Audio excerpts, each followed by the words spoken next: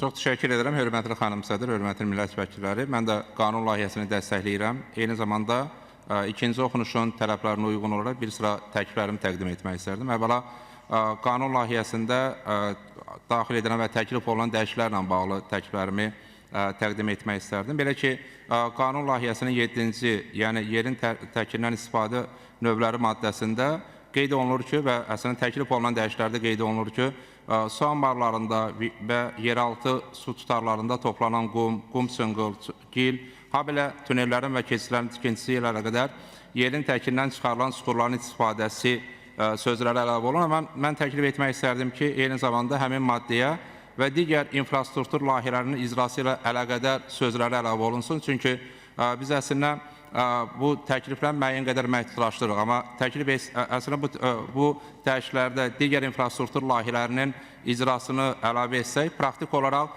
bu həmin növlərin daha geniş olaraq layihədə əks olunmasına və gələcəkdə qanun layihəsinə yenidən baxılıb dəyişikliklər edilməsi zərurətinin aradan qaldırılmasına gətirib çıxara bilər. O baxımdan təklif etmək istərdim ki, 7-ci maddədə qeyd edilən dəyişikliklərlə yanaşı əlavə olunsun ki, və digər infrastruktur layihələrinin icrası ilə əlaqədar sözləri.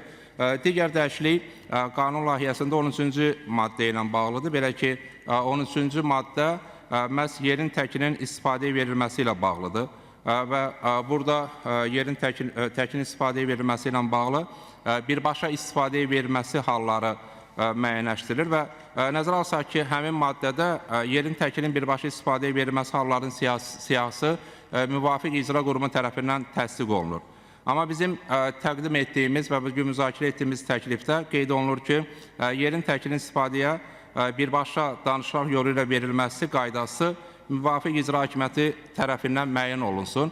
Mən əslində təklif etmək istərdim ki, burada qaydalar, siyahının təsdiq olunduğu nəzərə alsaq, qaydaların da təsdiqi həyata keçirilir. Yəni, müəyyən olunmasın, təsdiq olunsun. Əgər qaydalar, siyahı kimi qaydalar da qanunla təsdiq olunsa, bu bir tərəfdən şəffaflığın artırılmasına imkan yarada bilər. Çünki nəticə etibarı ilə qaydaların qanun sağ salması, sonradan təbii ki, həmin qaydaların yenidən müzakirə olub və yenidən təsdiqinə ehtiyac yaratmır. O baxımdan təklif etmək istərdim ki, məhz həmin maddədə siyahının da icra orqanı qurumu tərəfindən təsdiq olunduğunu nəzərə alsaq, məhz qaydaların da müəyyən olunması deyil, təsdiq olunması həyata keçirilsin. Oxşar yanaşmanın eyni maddədə təklif edilən qeyri-filiz faydalı qazıntılarından istismarı üçün də təklif etmək istərdim. Çünki nəzərə alsaq ki, həmin qeyri-filiz faydalı qazıntıların istismarı zamanında birbaşa müqavilələrin bağlanması həyata keçir. Amma birbaşa bağlanacaq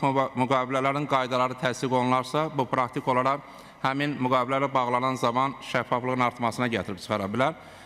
Qanun layihəsində çox vacib dəyişikliklərdən biri məhz 13-cü maddə ilə bağlıdır. Bu, yerin təkinin istifadəsində rekultivasiya növlərinin tətbiq edilməsi ilə bağlıdır. Eyni zamanda burada həm də planın hazırlanmasından söhbət gedir və qanun layihəsinə əsasən yerin təkindən istifadə edən qurum tərəfindən həmin plan müqavilə bağlandıqdan sonra, yəni həmin yerin təkinin istifadə hüququ əldə olunduqdan 3 ay sonra təqdim olunmalıdır. Amma beynəlxalq praktikada həmin planlar məhz yerin təkinin istifadəsi başlamamışdan öncə təqdim olunur.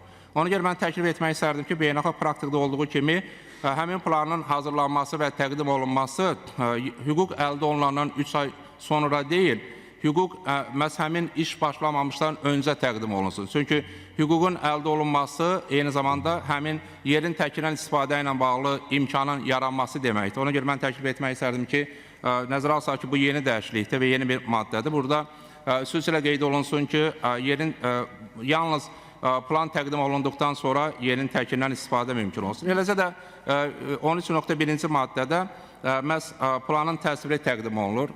Bir sıra inkişaf etmiş ölkələrdə və eləcə də qardaş Türkiyədə təqdim olunan plana baxsaq, həmin plan kifayət qədər ətraflı təqdim olunur və həm də qanunvericiliklə təsdiq olunur. Məsələn, Türkiyədə bu tip planlara layihə məlumatı, torpaq işləri, torpağın üst qatının idarə edilməsi, bitki örtüyünün bərpası strategiyası, suyun idarə edilməsi, eləcə də ətraf mühitin mühafizəsi, tullantıların idarə edilməsi, balıqların və eləcə də canlı təbiətin qorunması tədbirləri ayrıca olaraq qeyd olunur və planın məhz elementlərindəndir. Ona görə bizim bugün müzakirə etdiyimiz və nəzərə alsaq ki, söz gedən maddə yeni bir maddədir və əlavə olunur və əslində 13.1-ci maddə yeni bir maddədir və əlavə olunduğu üçün əslində biz həmin yeni maddədə də məhz planın tərkib elementlərini qanun səviyyəsinə gətirə bilərik. İnkişaf etmiş ölkələrdə eləcə də qardaş Türkiyədə olduğu kimi və nəsə etibarını ona gətirib çıxaracaq ki, yerin təkindən istifadə edən qurumlar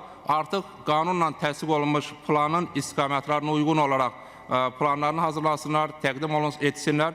Bu bir tərəfdən ətraf mühitin qorunması ilə bağlı daha sistemli yanaşmanın həyata keçirilməsinə və eyni zamanda təbii ki, bu istiqamətdə şəffaflığın daha da gücləndirməsinə gətirib çıxara bilər. Bütövlükdə qanun layihəsini dəstəkləyirəm və səs verəcəm. Çox sağ olun.